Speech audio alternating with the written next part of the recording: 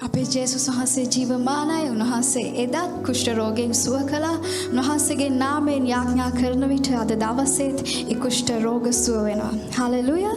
මේ සහෝදරිය සමන්ති ඇමිගමේ ප්‍රදේශයේ සිට පැමිණෙන්නේ ඇය සාක්ෂි දරමින් කියා සිටිනවා. ඇගේ දකුණු කකුලේ අවුරුදු 1.5 කාලයක් තිස්සේ කුෂ්ඨයක් තිබුණා. ඒ ස්ථානයේ කැසිල්ලක් තිබුණා. ඒ වගේම ඒ තුවාලයෙන් සැරව ගලමින් තිබුණා.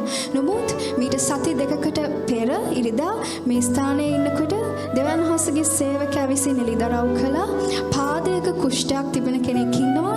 මේ අවස්ථාවේ සුව වෙන්න යනවා කියලා. එක්කෙනෙකු ඔබගේ පාදයේ තදයක් තිබෙනවා. දෙවියන් වහන්සේ අද දවසේ ඔබව සුව කරන්න යනවා. ඔබ ඒ සුවය ඔබට අයිති කරගන්න. ඒ ස්ථානයේ ඉඳමින් ඒ ආඥාව ලබා ගත්තා. ඒ සුවය ඇතුළට ලබා ගත්තා. අය කියනවා ඒ දවසේ පටන් ඇගේ ඒ කුෂ්ඨ රෝගය සුව වෙන්න පටන් ගත්තා. මේ වන විට ඒ සරව ගැලීම නතර වෙලා තිබෙනවා. ඒ කැසීම නතර වෙලා තිබෙනවා.